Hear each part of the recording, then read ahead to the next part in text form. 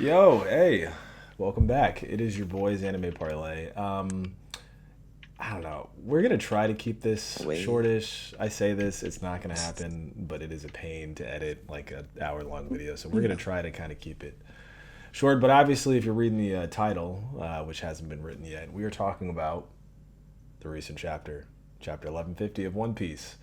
It's your boy Killy Cam. We'll let the rest of the crew introduce themselves, and then we'll just dive right in. What up, y'all? Peace and blessings. It's your boy, Mr. Wild and Free. Yo, yo, Bash Ketchum here. Let's get it. Okay. All right. So I have a lot to say. I'll let you guys speak first, and then just let's just start off. What did you think about the chapter? I would argue that this is like, I mean, beyond the fact that it's like a pretty big like cliffhanger, whatever, right?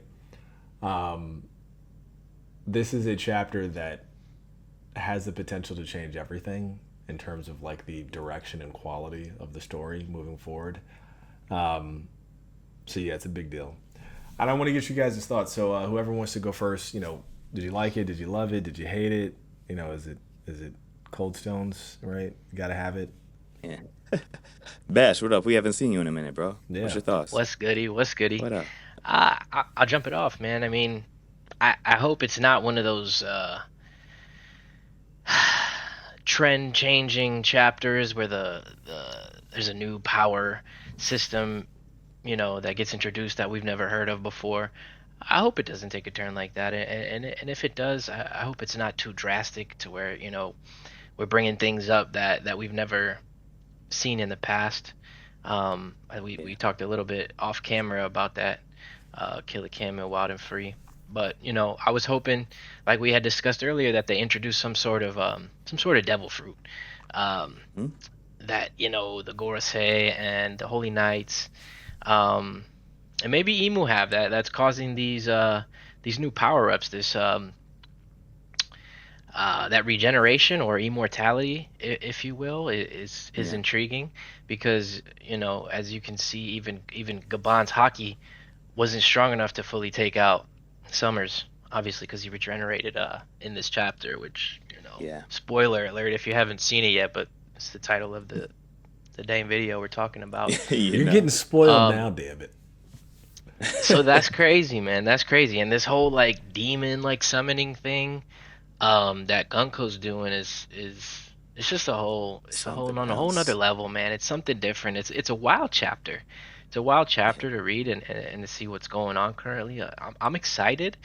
I'm not gonna say that I feel like something bad or crazy is gonna happen that's gonna you know make the story go downhill, but I'm actually excited. I want to see what the monster trio is gonna do, how they're gonna get notified of what's happening. They got mentioned in there. Robin was about some more action, which was cool to see. She was like, I'm not really ready to wait and see what happens. I'm about to jump into some stuff right now, and she's ready to throw hands, which was cool. Yeah. Um, but yeah, excited to see how the Monster Trio gets initiates the what's going on here with all the action. So that was my take on it so far. All right. Well, and for For you up. sure. For sure. Yeah, I'm also very hopeful, like I'm crossing my fingers that what we are seeing with Gunko and her possession by Emu is a devil fruit power, right? And this chapter, Can I add one it was thing? controversial. Yeah, sure. Anybody else get confused whether it was Gunko or whether it was Emu talking? There was a moment where, and not even just talking, like there was a moment when Gunko looked back. Like you can see the panel where Gunko is looking back, and it almost seemed like Gunko was herself again. Mm. But then it kind of went back to that next panel where it was like, oh no, she's fully being possessed by Emu now in this moment.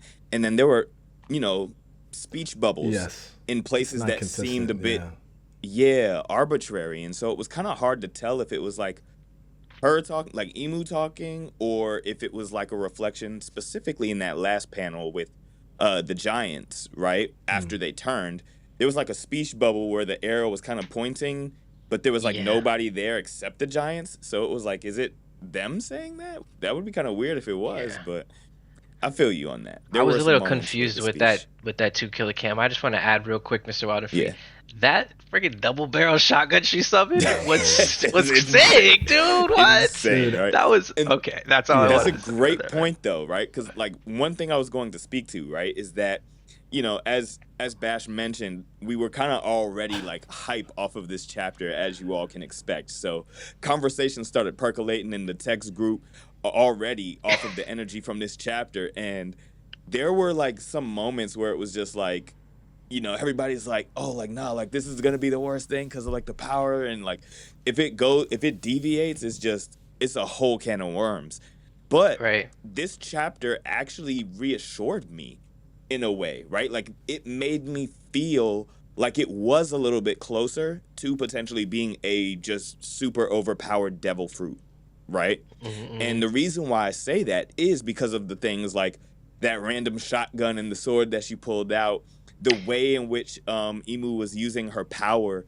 It reminded me of a couple of things, right? Like for one, it reminded me of Luffy in Gear 5 when he was able to just manifest those goggles, right? Mm. So that's one thing that really stood out to me. But another thing was like, like her bestowing these powers to the giants and to the gods knights, it's not so far-fetched that we haven't seen a devil fruit that can do things like that, right? Like if we think about Sugar and her ability to turn people into these inanimate toys. If we think about Big Mm-hmm. Mom and her ability to manipulate souls, right? Like even Mm-hmm. that Mm-hmm. is cracked. If Right. we think about Moria, right, being able to possess dead bodies and living ones too, right, by swapping their souls and those kinds of things. Even Right. Law's devil fruit is broken in some ways, right? And so I just think that witnessing what we were able to see with Emu in this chapter kind of gave me a little bit of hope that maybe this just is a cracked devil fruit. And if that is the case, then I'm here for it. I'm excited about it, right? But if it's Yeah. something else entirely, this is a whole can of worms that's going to be hard to unpack in this, the end games. Facts. Okay.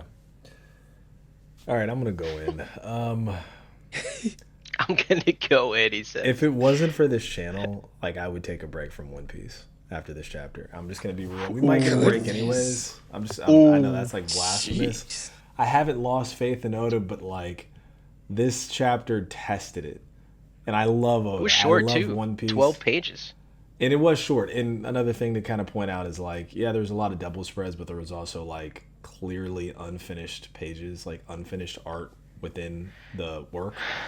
So I don't know. Maybe that's Oda was busy, tight deadlines. Who knows? But I think this chapter. I mean, even I'll point out one thing that I think a lot of people would be like, yeah, that was a little weird. Is like Bragi gets basically turned into a demon version of himself. And then Dory, that also happens to him, but it's like we only get a speech panel that's like, oh, they got Dory Yeah. too. It's like that's a pretty I big didn't deal. even- It's yeah. something that we kind of I needed thought to the see. same. And it's I like thought the same thing. it just seemed like okay, so we just skipped that maybe because of time crunch, because it was going to be maybe annoying to draw. I don't know.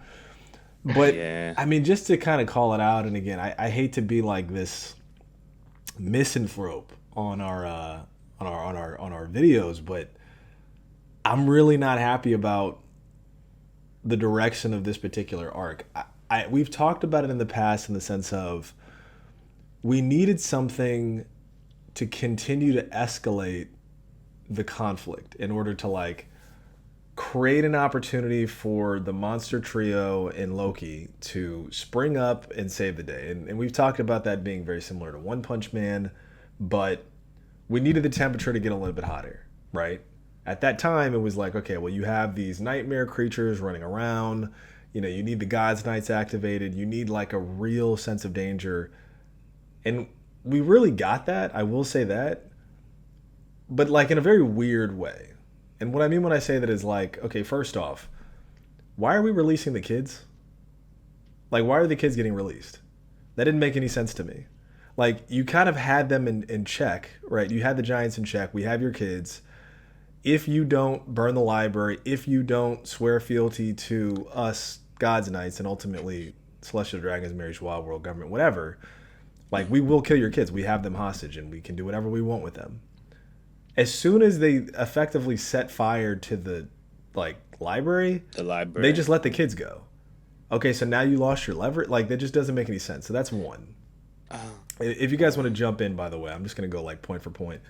But killing I him, think they said something about the kids not being of enough kidnap value in one of the panels, so they yeah, needed to it's get like the king, like to take the king, I guess, or something for about sure. Jarl. Yeah. But then it was like weird because they were also like, there is no king, which is and so also I they. think, I mean, they just had yeah, asked Jarl the last chapter to burn the library, so clearly he's like yeah, the oldest, at the very least, authority figure there. that can Hmm. actually make the people burn the library that they so covet. Yeah, like It's clearly like he has clearly he some is the king figure. kind of authority or command, but I mean, regardless, right? Killing him. We talked about this on our little group chat. I know that we're in this space where like the top tier devil fruits are no longer Logia; they're all mythical Zoan, which basically makes them Logia anyways, or something very close. But the problem that I'm having with mythical Zoans is they have so many abilities. Like it used to be, okay, we Yeah. introduced the Phoenix fruit or whatever, the Tori no Mi model Phoenix. Um, and you kind of got, okay, well, you got like a cool Phoenix form. It can regenerate itself. It can like somehow heal others. Fine, whatever. The heat itself doesn't actually burn hot. So it's, at least nerfed in some regard.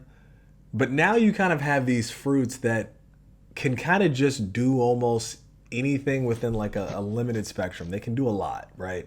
And I know we've talked about OP fruits. The OP no Mi can do a lot, like a lot that sometimes doesn't even make any sense. Um, let's say Moria's fruit or Sugar's fruit or whatever, right? Even Bonnie's fruit to some degree. But I don't know. I mean, looking at killing them, I'm like, okay, so let me get this straight. You can create portals, multiple, that can summon giant, basically immortal creatures that like even giants have a hard time defeating. Like in at infinitum, you can just keep making them, right? And on top of that, it doesn't Well, disable in terms we of don't know what. the extent of that if he can keep making them or not. Well, he says like they'll But keep resurrecting themselves, and like his Emu challenges him is like, why are there only like like there's not that many of the creatures? Like where are they all at? And he's like, I have the portals, they're open. There's going to be more that are coming through, and yeah, they'll basically resurrect themselves. But then it's like on top of that, he can kind of like put people to sleep and use like effectively like psychological I don't know, kind of like insinuation, I guess, to like make them think of the thing or dream of the thing that he wants them to create. So he can create not just from nightmares, but also dreams. He can physically, like through a beam or whatever, put people to sleep. It's just a lot. yeah, his bag is deep, and they need to explain that a little better. His Dude, I, powers. I'm sure we'll get that. I mean, we said Yeah, this in the group chat, but it's like his powers remind me of Edo Tensei. And Edo Tensei almost ruined Naruto because they were way too powerful. Like anybody who's unfamiliar with I mean, Naruto, yeah. I'll just break it down and then Mr. Waterfrey, I want to get Hmm. your opinion. But for those who don't know what the heck I'm talking about, in Naruto, there was a jutsu, there was a forbidden jutsu, where basically you could, with very limited resources, right? You just needed to know the jutsu, you needed a kunai, you needed some remains, not even a lot, but like some remains of the person, and then you just needed a body. You needed a human, just anybody. Literally could just be anybody. And all you had to do was just like write a little thing on the tag, stab them in the back of the head, sacrifice them, like sacrifice the person in the presence of the skeletal remains, and you could summon an immortal version of any like famous ninja or whatever that you had the remains for that had unlimited chakra and obeyed like anything that you said. Like In their prime in too. their It's not prime. like they were Yeah, nerfed. yeah, yeah, Like yeah. That was crazy. it almost broke the series. I mean, like the only way that you could combat them was like you had to like special seal them. And we're talking about like the first clones that we meet are, Hashirama, the first Hokage, and like the second Hokage, and they're only taken out partially by the third Hokage. It's crazy. So like, Mr. Wanafree, I want to get your opinion, but like, Yeah. at least on Killing Him, I'm like, okay, so this is a lot. I know we've seen a lot of crazy devil Yeah. fruits, but this seems to be a little lot. So I, it's funny because I mentioned Emu's power with like the possession of things and all of that, and so n- Killingham's power is reminiscent of that to me, right? And I actually kind of brought it up as comparable to Moria, in the sense that okay, cool, like there is a seemingly infinite amount of times he can pull this power out of somebody's mind, right? To some degree, it does require the presence of others, right? Similar to how Moria's was, That's true. because he is drawing on the dreams of the youth in order to conjure them. But another thing that I recognize is that they were all somewhat balanced in power, right? Like it didn't seem like the Draugr was any more powerful than the Nightmare Loki or the Nightmare Wolf or the Nightmare Dragon or whatever it was, right? Like they all seemed to be relatively in the same power level. And so it led me to believe that Killingham's power, like although it is also OP, similar to how Moria's might be, or Sugar or Big Mom, right? There's still a limit to it, right? It might seem OP for now just because of how much he can conjure. But let's say that Luffy was there, right? Killing him wouldn't be a problem. You know what I'm saying? Let's say Zoro was there. Killing him wouldn't be a problem, right? I do think that as far as how much power he can exert in that fashion, I'm sure there's a limit to it, right? Now, let's say that perhaps there's an added boost to his power that we're not yet seeing. Perhaps he can coalesce all of these nightmares into just one giant nightmare, right? Kind of similar to what we were seeing with Moria and his powers, right? It's like, okay, maybe there are ways that he can enhance what he's currently doing, but to me, it does seem manageable to an extent, right? Like, okay, cool. Like you can do a lot of stuff and it is perceivably infinite, but it's not the craziest thing we have actually seen, you know? And I mean, especially with Emu right there. But Oh in yeah. regards True. to his own power and comparing it to the others who have similar power structures, it's like, okay, I can see how you would be able to do all of this. And, it's, I mentioned it's kind of like Moria's, but different because you also have that like mythical power boost, right? Like we've already been given that presumption that any devil fruit or Zoans in particular that have that mythical status attached to it are in an enhanced version or a more powerful version than a regular Zoan or any other kind of devil fruit. So he has that as that status boost. But Yeah. by and large, I think, okay, but besides that stat boost, it's relatively similar to something like Moria. Yeah, I mean, I Right. think that's true. I mean, I just think the operative thing is like he can physically put people to sleep. So like even the example of Mm-hmm. like he's fighting against Luffy or Zoro. I mean, we're at this point we're just talking about like raw stats. Like would they speed blitz Mm-hmm. him or not? But it's like if he's able to put them to sleep, Mm-hmm. that's a problem. You know what I mean? At least like even if it's temporary, he can still get an attack off. Yeah. Whatever. I'm not saying he's like comparable to them. I'm not. I'm just saying that like Yeah. his powers seem to kind of grant a lot of abilities. You know, Yeah. from the basis of like if it's a dream I Yeah. can pull it out and like make it real. If it's a Yeah. nightmare I can create a monster out of it, and then also I can put you to sleep if I need to, like the utility of that. Yeah. Okay, so not to get stuck on Killing him is whatever, right? Library's still burning. Robin is obviously trying to be a real one, honestly, and trying to stop Yeah. it. Oh yeah. We okay, so I will say this. This chapter is giving Black Clover, and not in a good way. And for Black those of you Clover guys, vibes. Mr. Waterfree, I don't know if you read Yeah. like most recent I'm not Black Clover. read all the way up on Black Oh Clover. I'm boy, just all anime, yeah, so I've only gotten to the I'm all anime portion, anime but on that too. yeah. No, it's not good. I yeah, mean, but basically, like really isn't a spoiler, but yeah, towards the end there is an arc because they're in their final yeah. arc now. There's an arc where like Uh, they're effectively like clones of popular people that that are mhm. kind of resurrected from like the dead, like they've died. These are all like dead Mhm. characters. They've kind of been resurrected into like evil forms, right? And like Yeah. now Club Black Clover is it's like everybody's just shooting beams and their ultimate Yeah. magic, and then they get another one or whatever. For sure. It's a little bit like that, but like obviously with Asta, the aesthetic of his abilities and stuff like that are all like demon wings and black, shrouds and all sorts of stuff. I guess I'm just kind of over that a little bit. I don't like the aesthetic. I don't think it fits for Elbaf, and I'm sure there's gonna be a lot of people that just get pissed off at me saying that, and I get it. It's fine, but it's just weird. It's just weird. Like you had nightmare creatures. It's like okay, fine, right? You had like God's Knights who could regenerate. Okay, all right, fine. Like they're coming into this arc, whatever. But now you have effectively Gunko that looks like a demon devil like creature, right? With like the tail and everything and like the devil wings or demon wings, whatever you want to call them. Even the spell book.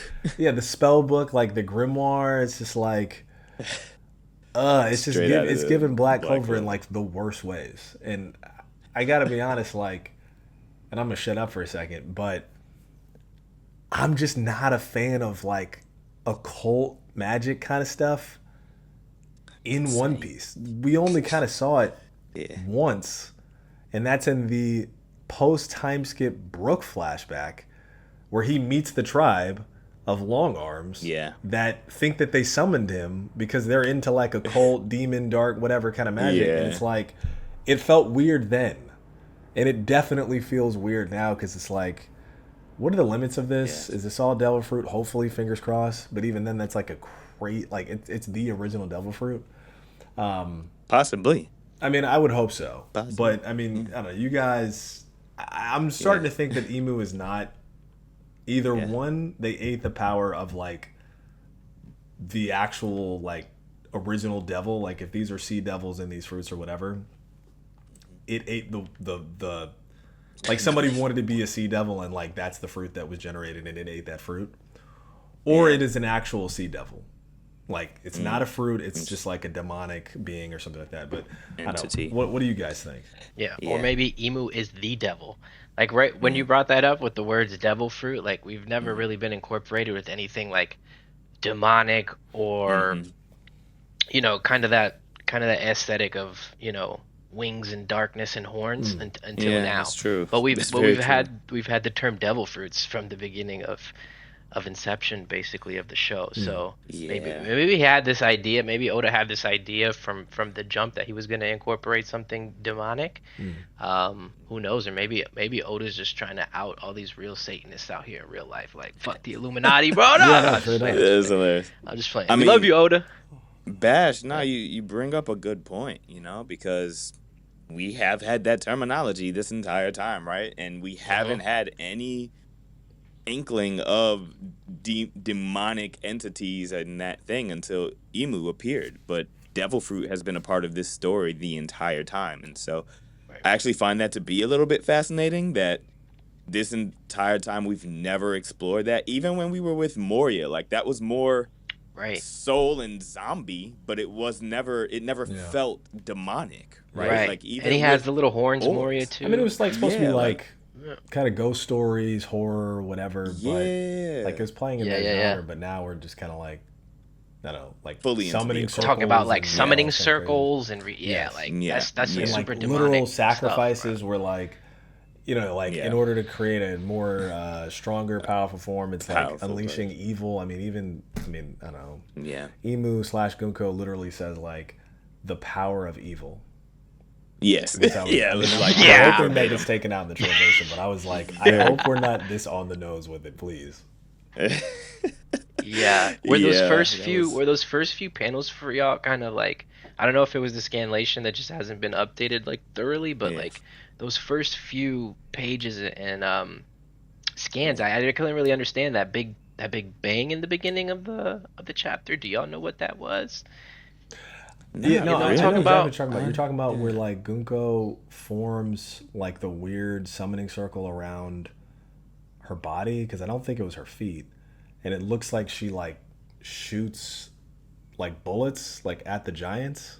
I want to say. No, it looks like there was a big explosion. If you go back to like the first few panels, there's like some huge explosion, and the artwork is made to look like this big thing. But I couldn't truly like get a grasp of what was going on. Is Gunko using conquers Haki. Oh yeah, yeah, yeah, yeah, Oh yeah. wow.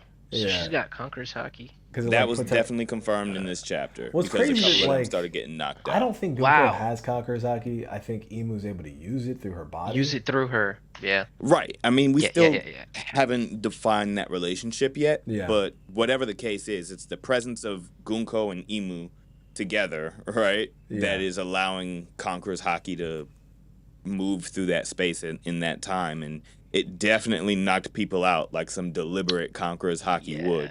Yeah. yeah. Foaming Yeah. at the mouth, falling out, even some of the giant pirates. So that kind of speaks to how True. strong that Conqueror's Haki really was. True. It's interesting. It's interesting the way that the God Knights talk to Imu. Like they just say like they just kind of talk Yeah. normally, but they just say hi one. Like so they're using like honorifics. I mean, let's say they're Mm. Yeah. using Sama or something like that. But like Yeah, like specific, my lord. yeah, Some like type killing him goes because basically Imu goes show no tolerance for his. And also, just I'm just gonna say this now. Emu's talking way too much. I said this in the group chat. Kind of losing their mystique. Just talk too much talking, like way too much. But anyways, basically goes, is this all like your nightmare creatures can accomplish? And then killing him goes. Well, okay. he starts explaining himself. Yeah. He's like, no, I mean, I'm conjuring all of them. I can keep them coming. He's like, Yeah, Yeah. basically. He's like, no, like, it's fine. Like, there's nightmare portals or whatever. I'm trying to find it. I can't find it. Maybe it's like the page is missing or something what like that. part were you talking about? Yeah, well, but anyways, basically saying, like, the way in which they talk to Emo, it's, like, kind of strangely casual. Like, obviously, we can tell they're hearing, this kind of in their heads. I don't think anybody else can hear it. I don't know. It's kind of hard to tell because it's Yeah, they have like some telepathic form of like communication between Yeah, yeah. I didn't read it as casual. I read it as frantic, right? Yes. Like I read it as like they're in the midst of trying to get this job done as best as they possibly can, And then their boss showed up. boss just Yeah. walked in on them. That's It's like, Yeah. I'm doing the best I can, and hi one, look, listen. That's Like, how it felt. That's really a how it good felt. point. Like, Yeah, like facts. for instance, I'm looking at Emu's talking to Summers and goes, Yeah, the problem is, who do we bargain with once we have these brats as bait? And it's asking Summers, and I'm like in my head, yeah. you're fucking up your mystique. You should have like, why are you asking your underling like what to do? You get what I'm saying? I'm Yeah, like, yeah. it's just kind of a weird moment. And then again, like, you have these moments where like that particular panel is in like the special, like extra, like gilded kind of like speech bubble. Yeah, like that text where Bonus panel. And then it like drops down and like Gunko's clearly still talking, and then it seems like it's Gunko and not Emu. So it's like I guess the implication is Gunko's kind of been like re-brainwashed and is like kind of acting as if, but it's not Emu speak. It's hard to tell. And again, it's one of those things where it's like, because there are elements of this chapter that are clearly unfinished, you got to wonder, was that a mistake? Like, who's talking here? Is it Gunko? Is it Emu? I don't think it's a mistake. I think it could Yeah, be man, that I think that Gunko has given full possession of her body to Emu. Yeah. And Emu's in full control of Gunko's body. However, she's still consciously Right. aware and can still think and possess thoughts within her body, even though she's not in full control. Yeah, You know I what I could think it see is? something like that happening. I think the gilded little speech bubble, and I keep saying gilded, but like, just like, let's say extra shaded speech Stylized, bubble. yeah. Thank you. Yeah. I think that is the telepathic communication between the Gods Knights. I think everything else is still Emu, but it's talking out loud to the giants. That's what I think it is. Yeah, that's fair. Mm-hmm. That's what it looks Yeah. like too, because Yeah. it does seem like every time you get that stylized, gilded, speech bubble, Yeah. it's like internal thoughts. And to your point, right? Like those are the things that make Emu seem a little bit casual with them, because like that kind of internal balance of like, hey, what's going on here? Like, hey, we should do this, right? Kind of like not necessarily seeking approval, but like calling together the delegation to make a decision, Yes. right? But that also speaks to why I felt this chapter humanized Emu in a way, right? Where it's like these aren't the things a completely foreign entity that was omniscient and all of these things. That's not the way a entity like that would be talking, right? Like there's True. still Yeah. some aspects of humanity in the dialogue and the ways in which Emu was kind of carrying themselves in this exchange. Even when you're talking about like, oh, Mhm. like they're talking too much. You know what I'm saying? Like that's Yeah, yeah, yeah. there's a level of arrogance there. There's a level of like uncertainty there. There's a level of just kind of showing up in a way that is different than I was expecting from that portrayal of Emu. And so who knows, right? Like this could just be the byproduct of how Emu translates their personality through a particular vessel, or it could actually be the representation of how Emu truly is. And so, to your point, I will agree. Like, yeah, that might wither away at the mystique of Emu, right? Like, in that mysteriousness that allowed them to be so coveted and kind of put on this pedestal up until this point. But at the same time, that's the aspect bringing them back down to earth and making them feel more relevant to this story than they otherwise would. Yeah, it's kind of interesting. I mean, even just looking through Emu's speech, it's almost as if Emu. It's kind of sound weird because I don't think this is like a one to one, but is speaking as if like they are a prophet. Like they're speaking very Yes. biblical, if that Yeah. makes sense. There's a lot of Hmm. like thou art, and like Yeah. the way in, Hearken. yeah, exactly, like the Like, bro, way what? in which Emu's talking, it's not like a god, it's more so like a prophet, like Yes. speaking the word, like some kind of speaking like laws, you get what I'm saying? Yes. um Yeah. it's very interesting, and There's no obviously this is a reading translation, commandments. but it is kind of interesting. Another thing too is like I'm looking at Gunko's eyes. I Hmm. honestly think that when we see that she is possessed, those eyes are going to be red because they're kind of like circular, like circles within circles within circles, the same way that Emu's eyes are. And I'm fairly Hmm. positive Yeah. like those eyes will be red whenever this gets animated. Um, Possibly. there is one thing that I want to address though, which is we kind of get an explanation of Emu's powers. I mean, obviously a lot of this is still like mystical and demonic or whatever, magic based. Hmm. But Yep. we kind of get this really interesting, like, okay, so what do we see? What do we observe? We see that Gunko is able, or sorry, not, I'm gonna start saying Gunko. Let me say Emu. Emu Hmm. possesses Gunko's body and basically like transforms it physically because she gets a tail, she gets wings, she's able to Yeah. levitate. Hmm. Like it's not implied that she's like flapping her wings, so she's just kind of floating in the air. She Yeah. then Hmm. is able to basically extol like very powerful conquerors hockey that knocks out seasoned warrior giants along with obviously all the children. She's able to summon a grimoire, like a magic spell book, to summon specifically a giant Double barrel double shot barreled shotgun, or some kind right, of, along yeah. with Is like that a another dagger. Black Clover reference, by the way? Just throwing I in mean, it like might be, Could be. honestly, it might be, the but grimoire. so she summons that. She's able to pull out items that are giant sized as well. Like another thing that I want Hmm. to talk about is like the scaling is all over the place. Just reading it, I'm like, Yeah.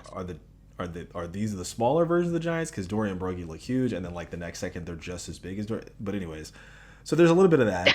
Um, but she's able to summon things like she attacks the giants that are on the ground by like there's a summoning circle like around her that it looks like cannons like poke out of and shoot towards the crowd. Again, we Mm, just see the explosion. mhm. So, and then obviously the main thing of the chapter is she's able to, I guess, utilizing the blood because I think you can make the argument she blows off like Brogy's hand, arm, or sorry, arm, either Yeah, that one was to crazy. like release herself, but she seemed like, I don't know, maybe it's kind of hard to tell. Maybe it's two in one, but not only to release herself, but it seemed like, I don't know. I mean, I want to say like create like a blood sacrifice, but at the same time, it seems like she's able to literally flip the other giants without needing their blood. So maybe she just did all of that to like basically free herself, just blew his arm off. And then start the summoning process, maybe. Yeah, and then like literally the way that it's described is like it's like a contract, right? I mean, she literally says, "I'm gonna give you like the power of evil," right? Does like a little, occult star kind of thing. Explains that in exchange for a little bit of your lifespan, I'm gonna give you an immortal body, like crazy strength, and basically you're gonna not feel any resistance to the commands that I give you, right? Yeah. And then calls it demonic contract, I guess a quarrel, right? And then you see the circle form under Brogy, and then it literally sinks him down, then flips him over. And then in that flip, she basically, I guess, like, again, we're kind of getting this like Naruto, when Naruto walks into like the one kind of forbidden waterfall, and then he like fights the dark version of himself. Obviously Ichigo fighting the dark version, whatever, right? You kind of get this inverse of like, oh, Brogy's like a really great guy, he cares about his crew, and then he just pops back up and he's like evil, right? He just like is willing to hurt his own crew. We kind of get the same aesthetic as well, where like their faces shift, like again demonically, where now their canines are longer, right? Like Oni teeth, Yeah, and they kind of stick out almost like the ice Onis in Wano. Also, he's got his arm call them back, Onis, but it's not right? healing. It's just floating near his arm, which is also kind of odd. Like prior to that, Killer Cam, prior to them summoning, good. she said, I don't have the scanlation up in front of me, but I could remember her saying Oni Dori with like a color, and then Oni Brogy. Color. Yeah. I think she's basically saying like, you're gonna fight for me, you're gonna kill the king or whatever. Yeah. Yeah. I mean, it's just kind of interesting. So it's weird. Like within like, I don't know, like a couple pages, and obviously this culminates in the command, right? So the command is, we need there to be a king, because we need somebody to like basically tell what to do, which is, again, it's like, why'd you release the kids again then? But whatever. You guys go and kill Jarl and bring me his head or whatever, right? And like, you guys are gonna be the new kings now. So basically, like at the end of the chapter, we have like, it looks like at least 6, maybe more, giant demon with wings. They seem to all have like the same like shield, and then they have like pitchforks that I don't know where they got these from, but I guess that's what happens when you go into the demon world and come back up. I mean, technically, Brogy got a different weapon. He's got like a sword, like axe. Yeah, like you're right. Brogy's got like an axe. Like Dory's got like a weird sword spear kind of thing. At least they switched it up. It's all not just a pitchfork, because that would have been later. Yeah, I mean the pitchforks is just like, it's just so on the nose, and they're just reciting. Well, actually, it was it's kind of like a pitchfork just with a longer middle spike. Yeah, exactly. So it's like a pitchfork with just like / spear kind of thing. Trident. Yeah. I mean, I will say this: you had a really nice line from Jarl where he goes, "They're like, Jarl, you got to run," and he goes, "Running isn't something you tell a warrior." I'm fairly positive, I'm saying this now, gang, his sword is going to be pulled out of his head, and it's going to reveal some kind of like secrets or something like that. I have a strong feeling about that. But yeah, okay, so we end it there. Who knows if we have a chapter next week? I don't know. I mean, did you guys have any additional thoughts? I've got a couple, but I just want to get you guys' thoughts real quick. Yeah. Overall, I am kind of, I don't know how to feel. Like, I read it and I'm just like, huh. Yeah. Okay. Yeah. And I'm still trying to assess what's unfolding, because it does feel very, like, even though it's very demonic and occultish and all of this stuff, because it feels like such a deviation from the core essence of what One Piece is, it feels kind of like a theme park, and it feels very much like Thriller Bark in that way, right? Where it's just like, this kind of feels tangential to everything we've experienced, right? Right. And I'm just wondering how it comes back around full circle. The fact that the nightmares are kind of there, and like all of the like, there's something that's just like, okay, I don't know how long this is gonna go on, right? I do feel like it's time for the monster trio to show back up. It's time for Loki to get up. You know, even if he's not back at full power, there's got to be some presence from them in the midst of everything that's unfolding right now. You know, and so I don't know. Like I felt like maybe that being missing this chapter as well was just also kind of like this pushed us even further into that suspension of the moment, you know, where it's just like, okay, wow, like here's a whole nother chapter where these developments are happening and we still don't know like what our real top trio think about all of this and how they are even going to reconcile this situation or help to save this moment. And so it just keeps escalating worse and worse and worse. And like, it's one thing if we thought freaking Robin and, you know, Jimbei and the others were going to contend with just killing them in Summers and Gunko.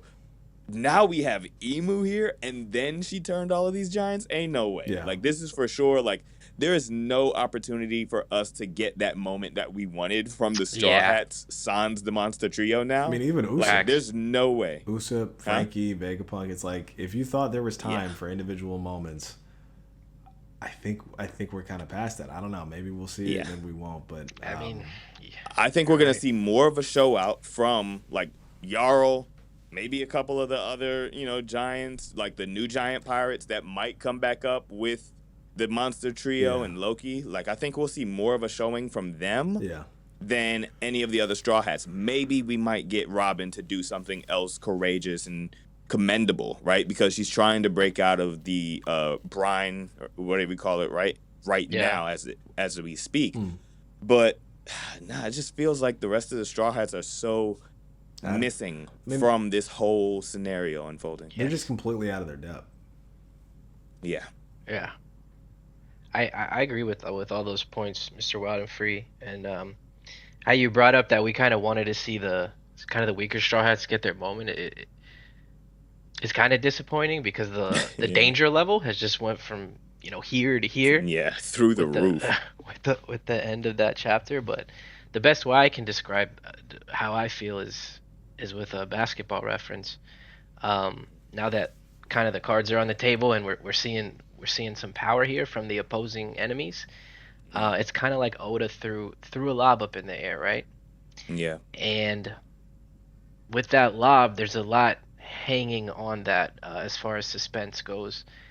And he can either catch that thing and slam it and take us home, and it'll be something great that we've never seen before, or it's going to be like air deflating out of a ball, and we get some sort of direction or route that we kind of never got before or don't really want to see. So I hope it's a slam dunk, but you know, it could go the opposite way too. Yeah, I mean, I think that's exactly right. It's like I think this is potentially One Piece's jump the shark moment of like taking things a little too far and like kind of disrupting what has been carefully set up within the narrative. And what I mean when I say it is like the reason why this feels weird, right, is because it is a power system that seems extremely, let's just say, impactful, right? That just got introduced within a chapter that has nothing to do, at least as far as we know, with devil fruits, right? It seems to be out of step with, at the very least, what we know to be true of devil fruits, which is the user has to be present, right, in order to like use the abilities. Now, sure, we have the argument of Gunko's currently possessed. Maybe somehow, some way, the devil fruits are able to like work through her. But I think, again, because we have so many examples of like normal devil fruit users, and because at least let's just say Emu is like an exception beyond exceptions, it feels right now, and before we have confirmation, but it feels right now that the powers that are being exercised are so outside of the norm that they feel like a completely different power system vis-a-vis magic, and that itself is kind of breaking down what we know to be the structure of the world. And what I mean when I say that, and Mr. Waterfree, go ahead and jump in. All right. Here's what I'm thinking. Because when you brought back up the use of the devil fruit and how Gunko is possessed, right? We still don't know, right? Like actually what the possession tactic is, or if she's even possessed at all, right? And the reason why I bring that up is, I think we previously mentioned it on the last chapter review and through Grand Line Review's video, Yeah. right? Like he kind of brought up that idea, insinuating that Gunko was present in the throne room when King Nefeltari died, right?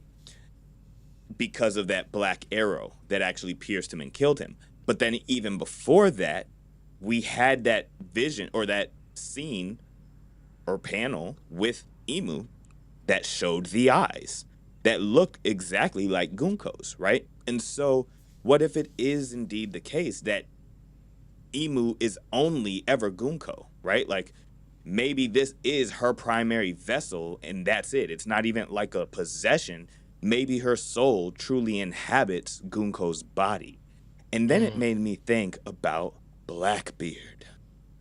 Because of all of the rumors and the speculation around how Blackbeard is able to have a second devil fruit and this potential idea that he has multiple souls, then what if something similar is happening here with Gunko and Imu? And what if that is the key that brings Blackbeard closer to this culminating point and him being a primary, point in the story's culmination, right? Like, now that you mentioned that, So it really does Blackbeard might bring get some possessed by similarities. Or Blackbeard might take Imu, right? We don't know how Blackbeard has 3 souls, right? Or this potential concept of how he has 3 souls, right? The same way that Imu is able to impress their will over Gunko in her vessel, right?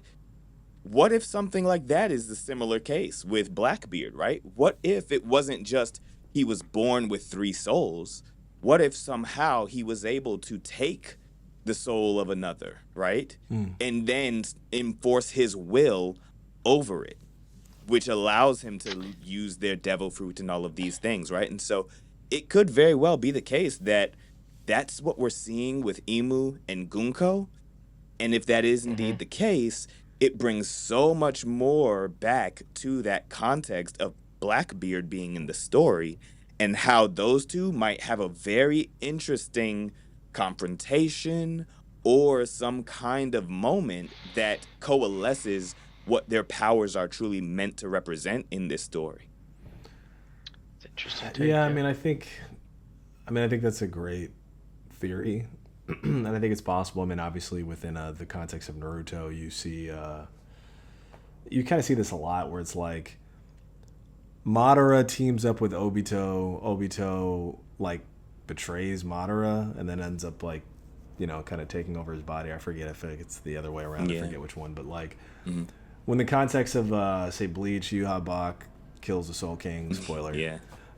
Kills the Soul King and then like becomes more powerful, whatever. There's a possibility that like the current 2 top villains, Imu and Blackbeard, fuse and form in some way or the other. Yeah, I don't know, dude. It's just I think the longer we go on, and I don't know, I guess I'll just say it like this. I think there was a moment in Elbaf to avoid power level creep. And what I mean when I say that is like, For sure. Yes, we just had Egghead, we just had the 5 Elder Stars. That was like the new ceiling of power, right? We illustrated they're extremely strong, they're extremely tough. They have Conqueror's Haki. Not any kind of just Conqueror's Haki. You need to have a stronger Conqueror's Haki than them in order to deal really any kind of like serious damage, right? Because they're basically indestructible, and then the only thing that can hurt them is basically advanced Conqueror's Haki, and then even then they can regenerate. And like what was needed to dispel them was effectively like ancient, extremely powerful Conqueror's Haki from Joy Boy, period, right? That is the upper ceiling of power. And in that arc, at the end of it, I mean, our crew had to escape just in order to survive, right? So Right. we already had a ceiling.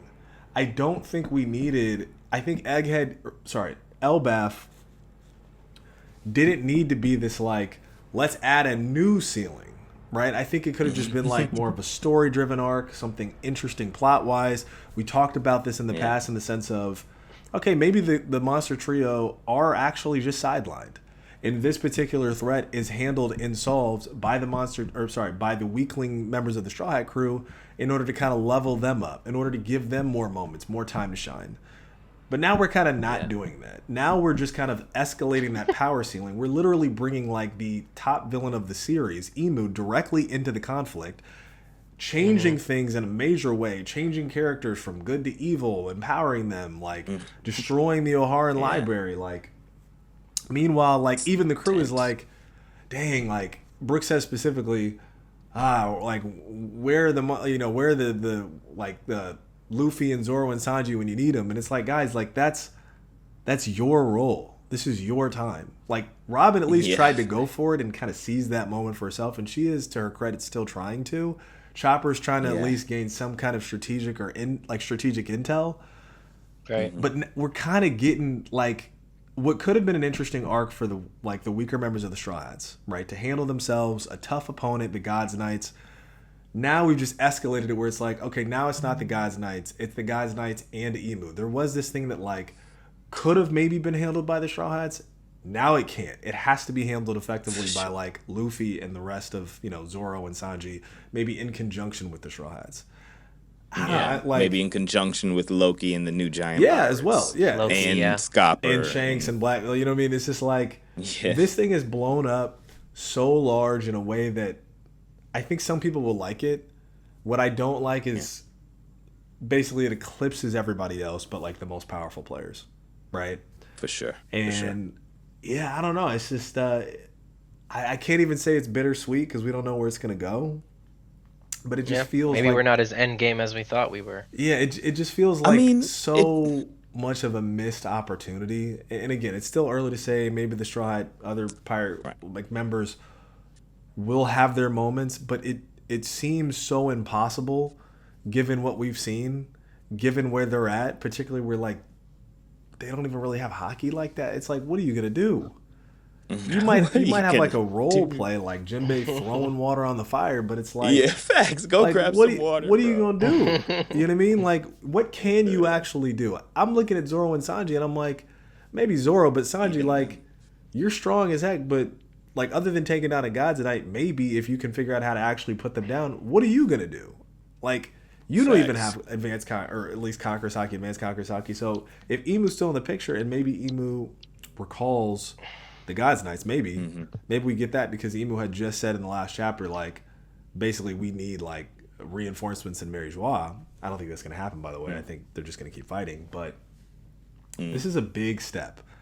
And I think everybody kind of feels the same way, which is like, I hope we don't fall through the ice.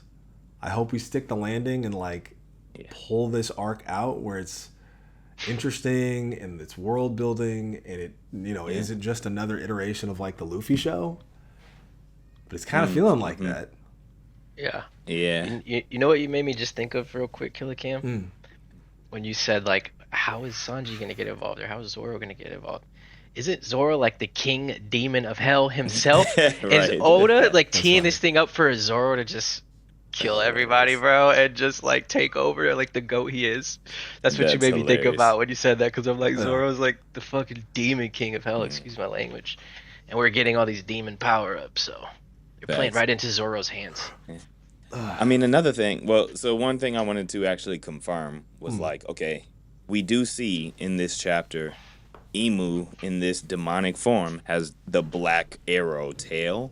Yeah. And so that does kind of give credence to that whole thing of them being in the throne room. I mean, we know Emu is in the throne room, but seeing them in Gunko's body and in this form, and then paralleling that with the black arrow and the eyes, it kind of feels like, okay, yeah, maybe that actually was Gunko in the throne room. But another thing that I wanted to kind of emphasize in this chapter that felt weird. Well, one thing that I want to throw on top of that, Hmm. I really, really do want to believe that the form of Emu that we're accessing, like the true form, is Gunko. Isn't. That Oh, is, right? okay. The problem that I have with that is like the other God's Knights treat her Yeah. like a normal member.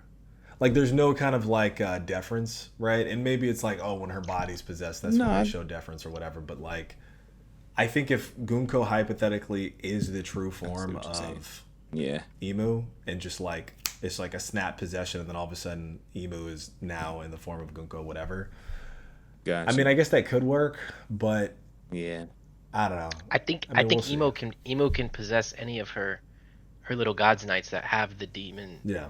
power ups. I think she can pick Wishful and thinking. choose. But Oh, really? Wishful that's thinking. We just will my see. opinion. That's just my Yeah. opinion. Yeah. But yeah, Yeah. But another thing I was going to point out is like, even when all of the other giant pirates got turned into those demonic forms, maybe they have it, maybe they don't, but I don't see that little black tail with the arrow on it. No. And so that's mm, another thing that I wanted to call out. hmm. But something else that I found, which I think made this chapter feel strange to me, because of the weight of everything that's going on, because of this inclusion of like the occult and like this demonic stuff and everything that's riding on this one chapter, there was actually significantly more of a comical undertone than I was expecting without the presence of Luffy in his Gear 5 form, right? Like there were just certain moments of like the reactions of the giants that were like a bit too comical for how serious the situation was. Like they'd be like, "What?" and their eyes popping out. I'm like, Yeah, yeah. all right, Yeah. that's one thing if Gear 5 Luffy is present, right? That's one Right, thing if right, he's right. there. Because he's supposed to bring this element of joy wherever he goes. But Yeah, this is a dire situation, and Luffy is not here. So that's a there good was just point. like some comical aspects of how things were unfolding that were just like, y'all probably need to be a little bit more serious in this Yeah, yeah, moment. yeah. Yeah, it But shouldn't be maybe it like a just Looney speaks Tunes to, moment. yeah, yeah. Right. And I think that that's, we spoke about this before. I think it is a contrast and a balance that is difficult to articulate, right? Because I do understand that that is the overall direction that Oda wants to take this series. Yet at the same time, I think that power and that aspect of that Looney Tunes joyous energy is highlighted and emphasized only when there is a meaningful contrast in these very severe and dire moments. Yeah. Yeah. I mean, we'll just have to wait and see. Yeah, I got to be honest though. I'm not. We'll see what happens next chapter. I'm not crazy about the direction that we're going so far. I mean, if I were to write it myself, I would say like Chopper learns the secrets to. I don't know. I don't even know if it's relevant anymore, but like attacking the God's Knights, right, or at least handling Mm, their immortality, right, and maybe by extension the giant warrior demon people, right, that have yeah, been converted. Um, and then basically is able to kind of like maybe it is giving it to Luffy and the rest of the monster trio and Loki down in the underworld. They come back up. I don't know what that information will mean to maybe Jinbei and the others. I would love to get them involved in some way.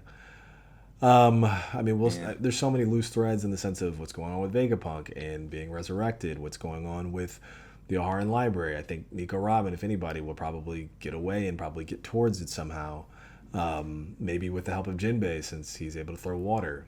Um, I don't know. We'll just have to wait and see. But at the same time, Killingham's there, right? And I don't know where Emu is mhm, at in relation to the geography, but I mean, we'll just have to see. But yeah, I'm really, really, really hoping that Emu's powers, just in general, are just like the most OP devil fruit that exists, and not yes, Same. yes, just some kind of like, oh, same. Same. they're Same. they're an actual demon in this world. And they just have these powers. I mean, that would just be a little too much for me. I don't want to see the introduction of a new power system, particularly one that feels so broken in a lot of ways. Because again, if you're not, literally the main character, Nico reincarnated, how are you fighting like the God's Knights? Like even Yeah, Shanks, I mean, to some degree. I mean, obviously, we've seen them use some version of hockey that is allowing them to cut them, but Summers isn't dead.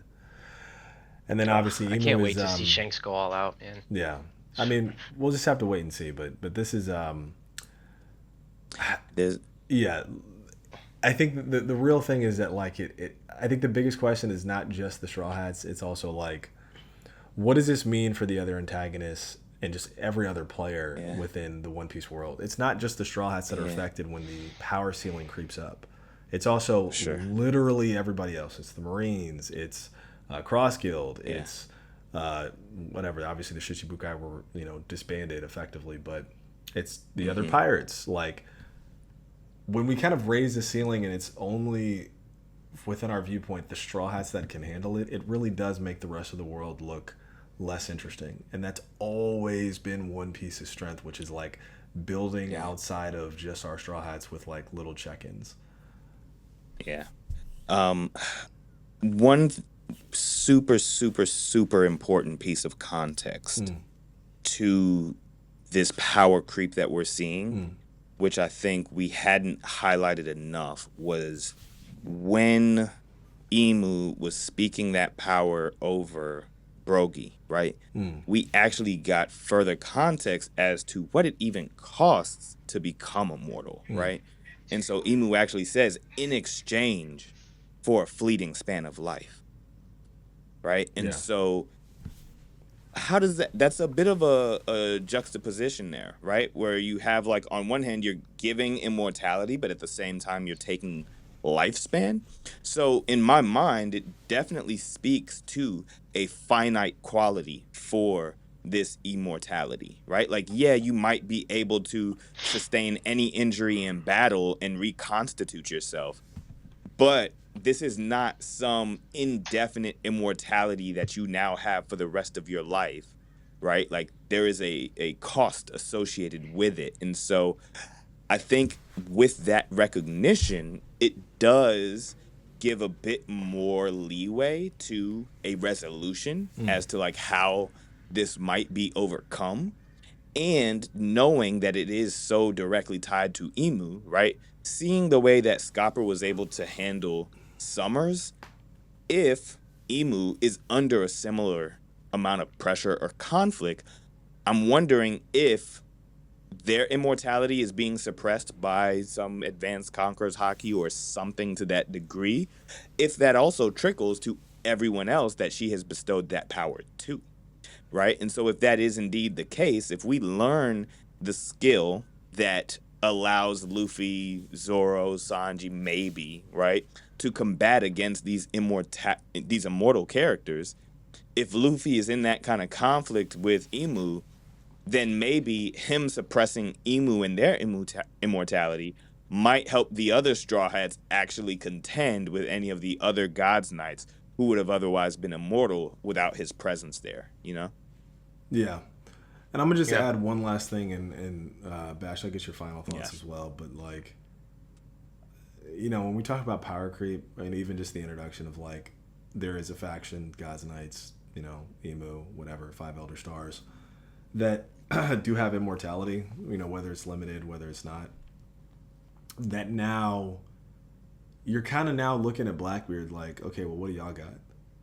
What You you get what I'm gonna saying? do? It's like Yeah. Yeah. you've Facts. introduced that. Now it's like, okay, well, if we're not going to backtrack in terms of the conflict and the drama, what makes you guys more of an antagonistic threat than this group of very strong devil fruit imbued fighters that are also immortal?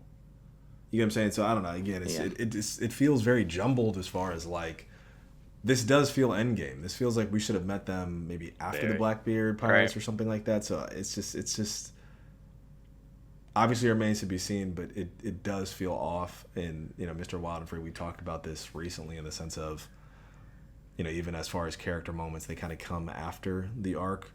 There seems to be a weird Yeah. thing where it's like plotting and pacing in certain cases where like things are coming in different orders and it's kind of disrupting the like Yeah. narrative flow of the story. Bash, let me Right. get your final thoughts. Yeah. I mean, I'm agree with you. It's kind of just like a wait and see thing for me, but Mm, I do wish we don't get something new and we get something like a devil fruit. mm, Um, but yeah, I'm just kind of on the edge of my seat, just like a wait and see type of thing. So maybe we get a break and a couple weeks till we see what happens. But it was a short chapter, so Yeah. teeing it up for that to actually happen. But I mean, I don't really have anything else. I think we covered a lot. We got past the hour on this one. Yeah, I think, sure. I think this was a good one. Okay, all right. Well, we'll wrap it up. Obviously, thanks for watching. It's Anime Parlay. We'll see what happens with One Piece. If we have a chapter next week, we'll cover it. If we don't, then we'll have some kind of fun, evergreen content for you guys to kind of chew on. If you like what we had to say, then obviously drop a like. If you didn't, then let us know in the comments below, as you will probably do that anyways if you're feeling some type of way. We'll definitely respond. Yeah, it's been fun. We'll just kind of see what happens. We got a fun video for you guys coming out. It'll probably drop on Tuesday. It's gonna be related. We're probably gonna be talking Emu or maybe Kuma or maybe both. We'll see. But yeah, Maybe both. We'll have something fun for you guys. All right, it's your Awesome. boy Killy Cam. Peace We'll and let the rest of the blessings. crew give off their little sign-offs. Yeah, y'all. It's wild and free. Peace and blessings. I hit worked for about 67 minutes, and I think I've reached about 1.5 or something. So. I need you to announce that you're on a walk pad in the beginning. Everybody always asks. They're like, what Every is he single doing? time. Is He's he on a walk. walking? He's like, it doesn't make Is any he sense. on a How are you walk doing pad? that inside? It's hilarious. Walking for anime charity. Yes. Yeah, there you go. Yeah, That's it. just proper health. That's hilarious. Yeah. Right. It's your boy Bash, you know what I'm saying? Leave us a comment. Let us know if you rock with us, if you want us to do a specific topic that you want us to talk about. We'll throw it in the bucket if it's good enough. But let us know. Yeah. Bash Ketchum, your boy, we out of here. Cool. All right, boys. Until next time. Gang. Well.